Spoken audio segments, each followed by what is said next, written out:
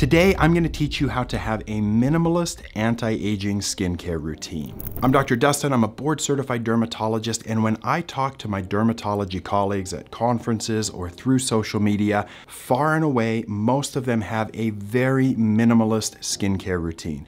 There's so many products that you can choose from that do a wide range of things for your skin, but when we get right down to it, the people that know skin the best largely have a very simple skincare routine. Minimalist does not mean ineffective. We are talking some of the best anti-aging approaches to skincare without having to go in and have lasers, microneedling, or other really expensive skincare procedures. A minimalist skincare routine is going to do a couple of things for you. One of those is it's going to be less likely to cause problems because you're not throwing on 4, 5, 6, 7 different steps onto your skin that could interact with each other or that could lead to irritation from a lot of other causes. And the second thing that an anti-aging minimalist skincare routine is going to do is save you money because you're not going to be going out and repurchasing dozens of products on a regular basis. For everything that I talk about, there's going to be links down in the video description, and I'm going to try to have a premium skincare option and a less expensive skincare option, so hopefully you can find something that works within your budget. We're going to cover both the morning and the evening skincare routine here, so let's start with the morning skincare routine for a minimalist who wants to delay the aging process. One of the first things you want to do when you start your skincare routine is simply clean the skin. When you wake up in the morning, you have sweated overnight, you may have makeup or something else that you didn't wash off from the night before, but generally it's a good idea to start with a clean face when you're doing a skincare routine. Now, if you don't have a lot of stuff on your skin, or you tend to have really dry skin, you might be fine with just rinsing with water in the morning. That can be acceptable, but generally I like a gentle cleanser. Something like the Neutrogena Hydro Boost, the CeraVe Cream to Foam Hydrating Cleanser, or just a basic Cetaphil cleanser. They all work really well, and they're not gonna over dry the skin. Once your skin is clean and then dry, the next step that I recommend for my patients and most people is to put on an antioxidant serum of some kind. That can be a vitamin C serum, it can be a Chabula serum, there's a lot of different antioxidants. The one that I'm using most frequently now is the Alto Defense and Repair Serum from Skin Better Science. This one is gonna be the more premium price point, and so it's gonna cost more, but that bottle lasts me about 5 months, so I get a lot of mileage out of it. SkinCeuticals CE Ferulic is another great option here, but definitely at a higher price point. If you want to save money and find something that's a little less expensive but still works well, I generally recommend the Neutrogena Vitamin C capsules. Rock has an antioxidant, CeraVe has an antioxidant, and I'll provide links for those down in the video description. An antioxidant is going to do a couple of things for you. One of those is it's going to help to give your body the vitamin C that it needs to help build collagen, and that's an important role in fighting the aging process.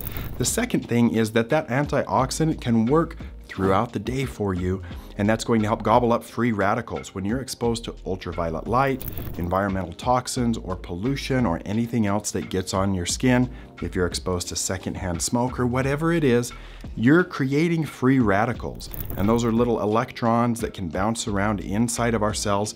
They can damage our DNA, they can break down collagen, and all of those things are going to contribute to the aging process a little bit faster. Now, after you've got that antioxidant on the skin, this is the perfect time to put on a sunscreen. There's a wide range of sunscreens depending if you'd like to use makeup or you don't. I use a clear sunscreen from Mantle Skincare, and it's my favorite. I've been using it for about 3 or 4 years now, but I've had a lot that I've tried, a lot that I love. There's some really good options from Isntree. There's some good options from Supergoop, and you can even go with a Neutrogena. You can go with CeraVe. The most important factor when choosing a sunscreen is to find one that you like to use. That's going to depend on the texture, it's going to depend on the smell, and it's going to depend on how well it blends with makeup if you like to use makeup. If you do like to have a little color on your skin from makeup or even from sunscreen, there's a lot of really good tinted sunscreen options. The most popular one that I sell in my clinic is from Elta MD. It's the UV Clear tinted version, and it is a fantastic, fairly universal tint,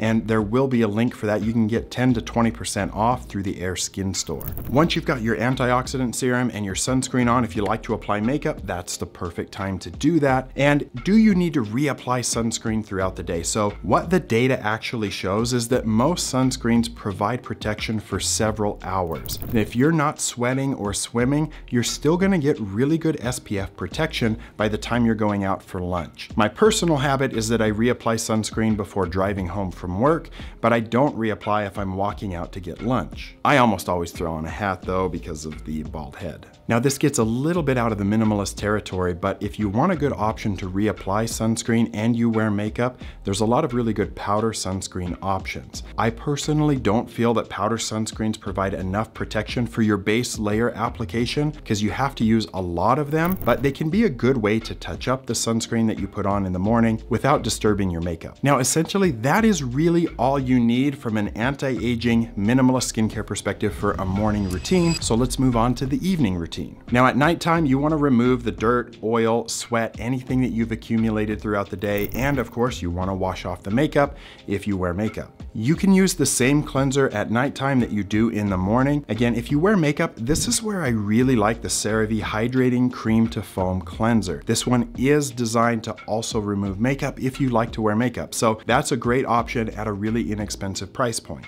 I personally don't feel that you need to spend a ton of money on a cleanser. It's not on the skin for a long period of time. But again, if there is one that you like because of the texture or the smell, if you like fragrance, then by all means you can certainly purchase that. But I generally recommend really effective, fragrance-free mass market cleansers because they do a good job and they're not really terribly expensive. Now that your face is clean, I want you to dry your face completely. Dry skin is better when you're gonna apply a retinol, and that is, in my opinion, the most important anti-aging step of your nighttime skincare routine. Now, retinol does a number of different things for your skin. The first thing is we use retinoids all of the time for our patients with acne. So if you are still at that stage of life where you tend to get blemishes, retinol may help to limit the number of pimples that you get. From an anti-aging perspective, retinol goes into your cells and it tells them to produce more collagen. So we can actually see histology studies where they biopsy the skin before and after using a retinol that consistent use of a retinoid medication does provide more collagen and it actually will thicken the skin. It's a little bit of a misconception that retinol will thin your skin. It does thin the very top layer of dead skin cells, and that's why some people might be experiencing a little bit more likely sunburn when they're using a retinol. So you do absolutely want to use sunscreen every day if you're using a retinol at night, but I'm a dermatologist and I'm gonna tell you to wear sunscreen every day regardless of your skincare routine. So it's going to help decrease that top layer of dead skin cells. It's going to give you more collagen in the skin, and that's gonna give you a more plump and radiant look to your skin with less dullness and dryness, as long as your retinol doesn't cause irritation. This is a problem that people run into with retinol sometimes, is they get too dry or irritated, and this is where you have to play around with different retinols and find one that works well for your skin. I really like the Rock Retinol Correction capsules. They're a perfectly measured dose of retinol, enough to cover your entire face. You can use another one if you like to bring it down onto your neck and chest, which isn't a bad idea from an anti-aging perspective. Again, the retinol that I'm using most frequently nowadays is the AlphaRet from Skin Better Science. Again, in that 30 milliliter bottle, I'm getting about 5 months of use out of it, and that really helps me to justify the price that I pay for it. One unique thing about the AlphaRet from Skin Better is that it contains retinoic acid, which is the prescription molecule that we write out for our patients for acne or anti-aging in the clinic that you pick up from the pharmacy. But the chemist took that retinoic acid molecule and combined it with a lactic acid molecule, and that lactic acid can act as an additional exfoliator, but there's something about that combination that made it very gentle for the skin. And so I am not the kind of person that can use a retinol every single day from the prescription standpoint, and even some over-the-counter retinol, but I've been able to consistently use the Skin Better Science retinol for going on 4 months now, every single night without irritation. So I've become a big fan of that. We do sell a lot of it in the clinic, and it can be purchased online through the links that I provide, but you can't go on Amazon and purchase it there. They only sell through physicians. Now, after the retinol is on your skin, especially if you are prone to getting irritation from retinol, you want to use a moisturizer.